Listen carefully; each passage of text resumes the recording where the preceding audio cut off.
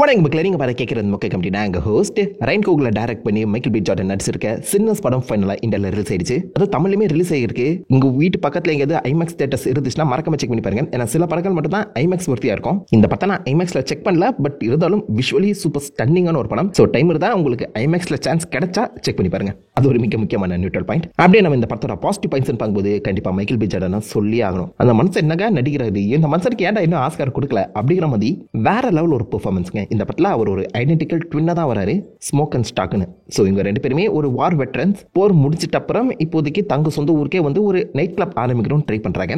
அந்த நைட் கிளப்புக்கு அழையா விருந்தாளிகளா வேம்பேஸ் வந்துடுறாங்க. வேம்பேஸ் கிட்ட இருந்து இந்த நைட் கிளப்ல இருக்கவங்க எல்லாருமே தப்பிச்சாங்களா இல்லையா, அந்த வேம்பேஸும் இவங்களும் சண்டை போட்டு எப்படி எஸ்கேப் பண்ணாங்க அப்படின்னு நடக்கக்கூடிய ஒரு ஒன் நைட் ஸ்டோரி மாதிரி இதை பிரசன்ட் பண்ண ட்ரை பண்ணியிருந்தாலும் அந்த நைட் கிளப்பை பில்ட் பண்ற அந்த கதையில ஆரம்பிச்சு ஃபைனல் அந்த வேம்பேர் கூட சண்டை போட்டு கிட்டத்தட்ட ஒரு 30-40 வருஷம் கழிச்சு என்ன நடந்துச்சுன்னு சொல்லி ஒரு மிக நீளமான படமாக தான் இதை கொடுத்துருக்காங்க. ஸோ நடுவில் உங்களுக்கு இது ஒரு ஒன் நைட் ஸ்டோரி மாதிரி ஃபீலை கொடுக்கலாம். அதனால ஒரு இம்ப்ரெசிவான பிரசன்டேஷனுங்க, நல்லா இருந்துச்சு.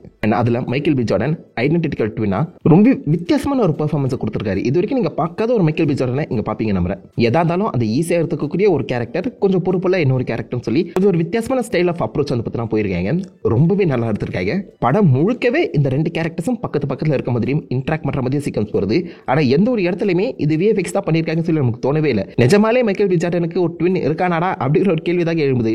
அந்த அளவுக்கு விஎஃப்எக்ஸையும் பக்காவா கொடுத்து ரெண்டு பேரோட இன்ட்ராக்ஷன் அவ்வளோ நேச்சுரலா இருக்கு. ஸோ ஒரே ஆக்டர் தான் மாறி மாறி வந்து நடிக்கணும். எப்படி அது எல்லாத்தையுமே ஞாபகம் வச்சு இந்த மாதிரி லைக் சேம் மேட்ச் பண்ணி நடிச்சாருன்னு சத்தியமா தெரியல. பட் இவங்க ரெண்டு பேரும் இருக்கக்கூடிய அந்த ஸ்கிரீன் இன்ட்ராக்ஷன் சீக்வன்ஸ் எல்லாமே ரொம்பவே நேச்சுரலா இருக்கு. அதுக்கேற்ற மாதிரி ரெண்டு பேருக்கு ஒரு டிஃபரன்ஸுமே பார்த்தீங்கன்னா போர்ட்ரேட் பண்ணப்பட்டிருக்கு. விஷுவலி டிஃபரன்ஸ் இருக்குதான், ரெட் அண்ட் ப்ளூன்னு சொல்லி பார்த்தீங்கன்னா அவங்க ரெண்டு பேருமே மாற்றி அமைச்சிருந்தாலும் ஆக்டிங் வைஸாகவும் அதை பேசுற தோணிலையுமே பார்த்தீங்கன்னா டிஃபரன்ஸ் கொடுத்ததை கண்டிப்பாக பாராட்டி ஆகணுங்க. ஸோ பார்த்த உடனே இவன் ஸ்மோக்கா இவன் ஸ்டாக்டா அப்படின்னு சொல்லி ஈஸியாகவே உங்களால் டிஃபரன்ஷியேட் பண்ண முடியுது. அதை பெர்ஃபார்மன்ஸ் வைஸாக தாங்க கொண்டு வர முடியும். ரொம்ப நல்லா பண்ணியிருக்காங்க. எனக்கு இன்னொரு ஆச்சரியம் என்னன்னு கேட்டீங்கன்னா, லைக் மைக்கேல் பி ஜார்டன் ஒரு எக்ஸ்பீரியன்ஸ்டான சீசன்டான ஆக்டர். அவர் இப்படி பெர்ஃபார்ம் பண்றது நமக்கு ஆச்சரியம் இல்லை.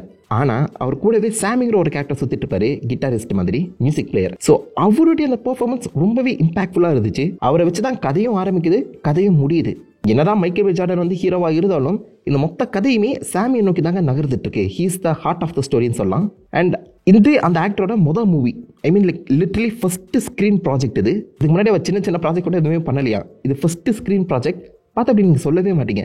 லைட்டாக ஒரு யங்கஸ்ட் டேனியல் கலுயா ஃபீல் உங்களுக்கு வரலாம்.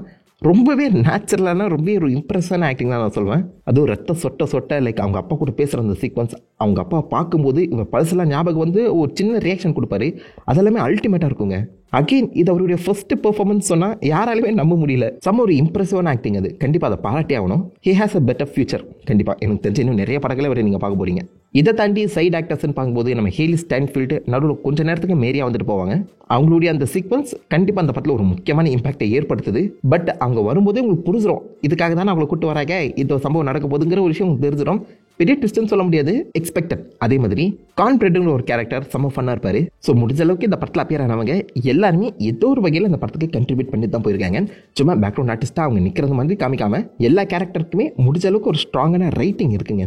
அது பாராட்டி ஆகணும். அண்ட் இது எல்லாத்தையுமே செஞ்சு முடிச்ச ரைன் கோகுலர் ரைட்டிங் அண்ட் டைரக்ஷனுமே பண்ணியிருக்காரு, ப்ரொடக்ஷனுமே பண்ணியிருக்காரு. ஒரு வித்தியாசமான லேயர்டு ரைட்டிங் உள்ள போயிருக்கு. பேசிக்காக நீங்கள் பார்க்கும்போது வேம்பையரோட அட்டாக்லேருந்து தப்பிக்கக்கூடிய ஒருத்தவங்களோட கதை அப்படிங்கிற மாதிரி தான் உங்களுக்கு தோணும். இந்த மாதிரி நம்ம 1008 படங்கள் பார்த்துருந்தாலும் இங்கே இருக்கவங்க எல்லாருமே கருப்பினத்தவர்கள்.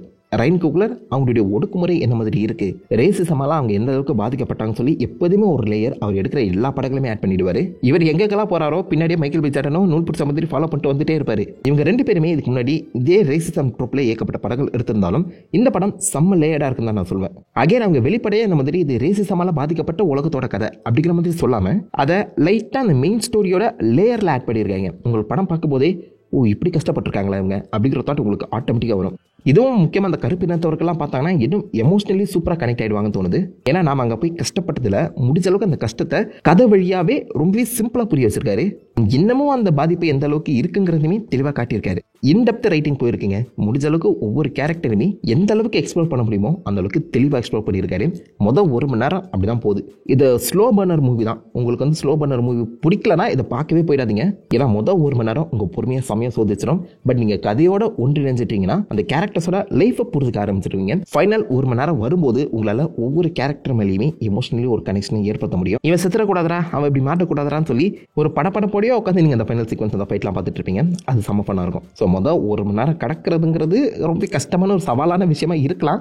கடந்துட்டிங்கன்னா செம்ம ஃபன் காத்துட்ருக்கு. இந்த படம் பார்க்கும்போது எனக்கு லைட்டாக ஆர்டிஆர் தாங்க ஞாபகம் வந்துச்சு, ரெட் டெட் ரெடெம்ஷன் 2. அதுலேயுமே முதல் 2 மிஷனுங்கிறது முதல் 2 சாப்டர்ஸுங்கிறது பார்த்தீங்கன்னா ஸ்லோ பர்னராக தான் இருக்கும். ஆனால் அதை கடந்துட்டிங்கன்னா ஒரு வித்தியாசமான வேர்ல்டுக்குள்ளே இன்வால்வ் ஆகிடுவீங்களா, அந்த மாதிரி ஒரு படம் அது. எனக்கு தெரிஞ்சு இதை பேஸ் பண்ணி 2 படங்கள் வந்துச்சுன்னா இந்த வேர்ல்டு இன்னும் சூப்பராக டெவலப் ஆகும் போல தோணுது. ஏன்னா செம்ம ரிச்சான லோர் வந்து பார்த்தீங்கன்னா கொடுத்துருக்காங்க. வழக்கமான வேம்பையர்ஸ் படம் மாதிரி இல்லாமல் ஒரு மியூசிக்கை பேஸ் பண்ண ஒரு வேம்பையர் படம். அண்ட் இந்த இன்னும் பியூட்டிஃபுல்லாக வந்து பார்த்தீங்கன்னா எக்ஸ்பேண்ட் பண்ணலாம். ரயன் கோகுலர் அந்த மியூசிக்குங்கிற ஒரு விஷயத்தை ரொம்பவே அழகாக கையாண்டிருக்காரு.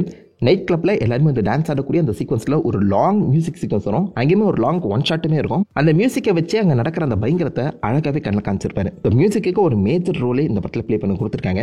நல்ல வேலை பழைய பாட்டு ஏதாவது போட்டு ஆட விட்டுருவாங்களான்னு நினைச்சேன். இல்லைங்க, புது மியூசிக் தான், ரொம்ப கேட்சியாகவும் இருக்கு. அண்ட் ரயன் கோகுலர் அவருடைய விஷன்ல ஸ்ட்ராங்கா இருந்திருக்காருங்கிறத இந்த படம் பார்க்கும்போது உங்களால் கண்டிப்பாக அண்டர்ஸ்டாண்ட் பண்ண முடியும். படத்தோட ப்ரொடக்ஷன் காஸ்ட்டுங்கிறது 90 மில்லியன் தான். படம் பார்க்கும்போது அது சில இடங்களில் உங்களால் உணர முடியும். லைக் இது வந்து பெரிய அந்த விஎஃப்எக்ஸ் செலவு பண்ணி எடுக்கக்கூடிய படம் கிடையாது. பட் செம்ம பிரம்மாண்டமாக இருக்கு. எப்படி சொல்றது, நிஜமாலே அங்க போய் வாழ்ந்துட்டு வந்த மாதிரி ஒரு ஃபீல் வந்து பார்த்தீங்கன்னா இது கொடுக்க தான் செய்யுது. கலர்ஸ், அதை ப்ரெசென்ட் பண்ண விதம், அதை ஷூட் பண்ண விதம் சொல்லி எல்லாமே டாப் டாச்சுங்க. சிம்பிளி ஒரு டெக்னிக்கலி செம்ம ஸ்ட்ராங்கான மூவி. மியூசிக்குமே சூப்பர் ஸ்ட்ராங்காக இருக்கு. ரிச்சான லோர் இருக்கு. கதை வந்து பார்த்தீங்கன்னா ஒரு கேரக்டர் பேஸ் பண்ணி சூப்பராகவே டெவலப் ஆகிருக்கு. அண்ட் ஆப்வியஸாக வேம்பயர் வரும்போது இது ஒரு ஹாரர் ஜானரும் கூட. ஸோ இது எல்லாமே உங்களுக்கு பிடிக்கும்னா இந்த படமும் உங்களுக்கு பிடிக்கும். செக் பண்ணி பாருங்க. நெகட்டிவ்ஸ்ன்னு பார்க்கும்போது நான் முன்னாடி சொன்னல, இது ஒரு ஹாரர் ஜானர். பட் ஹாரர் மாதிரி உங்களுக்கு நிறைய இடத்துல ஃபீலே கொடுக்காதுங்க. சில இடங்களில் ஒரு 2-3 இடங்களில் நோட்டபிள் ஜம்ப்ஸ்கேர்ஸ் இருக்குமே தவிர்த்து பெரிய ஹாரர் ஃபீலை நீங்கள் எதிர்பார்த்துறாதீங்க. லைக் கான்ஜூரிங் லெவலுக்கு எனக்கு ஒரு பயம் வரணும் அப்படின்லாம் நீங்கள் அந்த படத்துக்கு போயிடாதீங்க. அப்படி ஒரு மண்ணு இருக்காது. 1008 பேய் படங்கள் பார்த்தவங்களுக்கு இதெல்லாம் ஒரு சல்பி படம். ஹாரர் எனக்கு தெரிஞ்சு ஒழுங்காக ஒர்க் அவுட்டே ஆகலை. அது மொதல் 1 மணி நேரத்துக்கு ஹாரர் படமாக ட்ராமா படமாகுது அப்படிங்கிற சந்தேகம் தான் வரும். முதல்ல இது ஒரு ட்ராமா ஸ்டைலில் தாங்க மூவ் ஆகுது. அதுக்கப்புறம் செகண்ட் ஹாஃப்ல தான் ஹாரர் ஜானரே மேட்ச் ஆகிற அந்த சமயத்தில் பெரிய ஹாரர் படம் பார்க்கணும்னு ஆசைப்படுறவங்க இந்த படத்தை ஸ்கிப் பண்ணுறது நல்லது. அதுவும் ட்ராமா படங்கள் பிடிக்காதவங்க அப்படியே ஒதுக்கி வச்சிருக்கேன், போயிடாதீங்க. அகைன் மொதல் 1 மணி நேரம் செம்மையாக சோதிச்சிடும். அதிலே பாதி பேர் படத்தை விட்டு கிளம்புறதுக்கான வாய்ப்புகளும் இருக்குது சொல்லிட்டேன். அதே மாதிரி ஆக்ஷனும் இன்னும் கொஞ்சம் பெட்டராக இருந்திருக்கலாம். ரயன் கோகுலர் இருக்க ஆக்ஷன் எல்லாமே சாதாரண ஒரு விஷயங்க. ஏன்னா இதுக்கு முன்னாடி கிரீட் பண்ணியிருக்காரு, பிளாக் பேந்தர் பண்ணியிருக்காரு. He can do action.